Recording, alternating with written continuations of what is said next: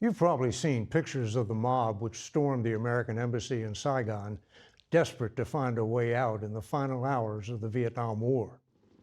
But maybe you haven't heard the radio transmissions of the American pilots who pulled off the largest helicopter evacuation in history. I know I hadn't until we found some of them in the Marine Corps archives. Okay, well, let's pick it up here. Looks like things are about to close up, and we want to be able to give them the support they need. Go ahead and max it out.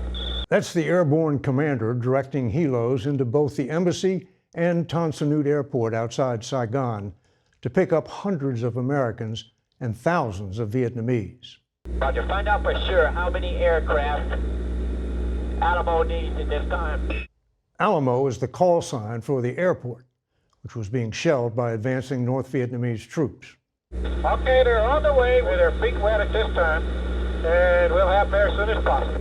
Feet wet means the helos are still over the South China Sea, flying from aircraft carriers off the coast.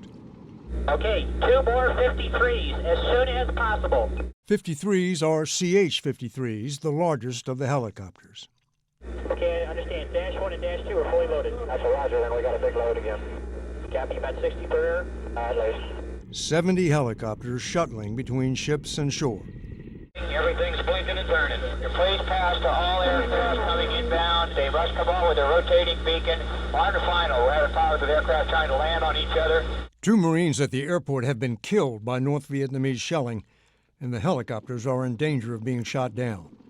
Be advised, we're having many reports of AAA airburst at altitude and also lots of muzzle flashes with no associated tracers. The airport, also known as Alamo, is becoming too dangerous. Alamo says 10 more lifts and that's it. 10 more lifts. Roger, understand. 10 more lifts. That leaves the embassy as the only way out of Saigon. 26 Bravo, proceed inbound towards the embassy area. I believe that's the area I can use you in. But the embassy is under siege by a panicked crowd. Okay, be advised, as I understand it, there's 2,000 uncontrollable people in the courtyard. You want to put a 53 in there? I actually landed at the embassy about 1 o'clock. Jerry Berry is the first pilot to land at the embassy, setting down in the parking lot. His call sign, Lady Ace 09. This is Lady Ace 09, Roger. We're outbound at this time with our passengers. How many passengers? Lady Ace 09 has 18 on board. Lady Ace 01 has 20. Roger, 120, copy, good. Berry flew a CH-46 helicopter. How many people does it carry? 25 combat troops. So if you carried Vietnamese who are much smaller and they weren't carrying any bags, we would put 50 to 60 on there when we'd carry them out.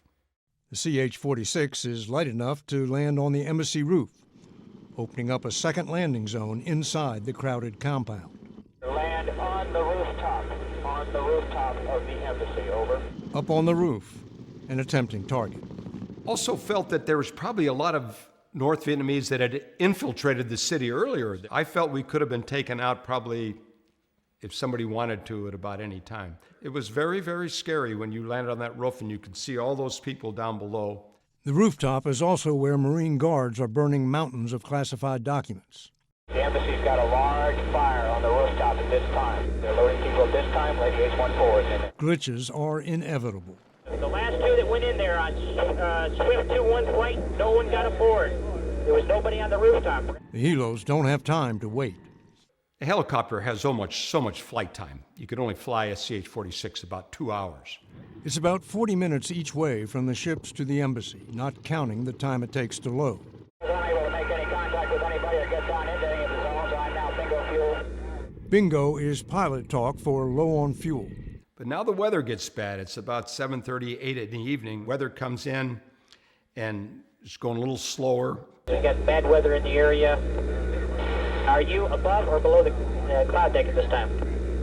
Sir, we're below the cloud deck at this time. Okay, now if I suggest you stay in the below the cloud deck. I'm flying up the Saigon River at about maybe 150 feet because the weather's closing in. And that's when I thought, there's got to be all kinds of wires across this river. So you pull back on this and you climb like mad. The heart stopped beating for a minute because it was dark, couldn't see anything. And the North Vietnamese are getting closer. I can see the tanks coming down the road. You could see the tanks. North Vietnamese tanks, because their lights are on. They're driving down the highway. You are to land on the rooftop and deliver a message. I say again, to deliver a message. All U.S. must come out now. Until now, Ambassador Graham Martin has refused to leave. I land on the embassy roof at 4:56 in the morning on 30 April 1975, and I called the Marine security guard over, and I said, "You go tell the ambassador this helicopter's not leaving the roof until he's on board." And then my best aviator voice, I said, "The president sends." Order from the president. Did you have authority to? I have no authority to do that at all. But, I mean, there's got to be an end here. 2 minutes later, his whole entourage are up, they're ready to go. The ambassador brings the American flag with him. Did it feel to you then, hey, the war is over? Certainly, it did.